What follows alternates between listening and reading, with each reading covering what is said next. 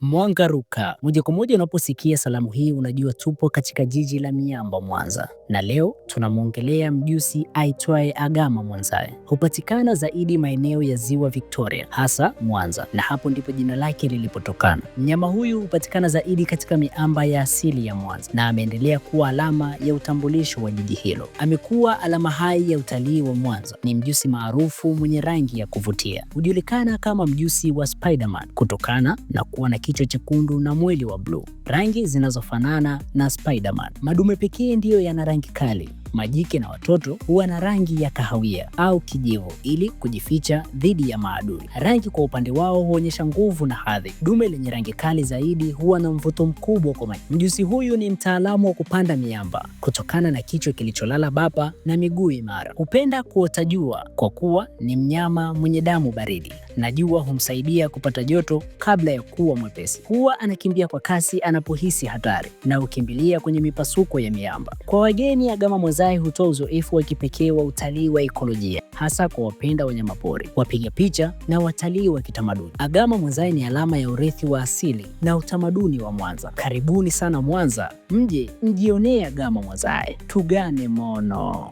Dorilo Safaris, we take you to discover the undiscovered adventures.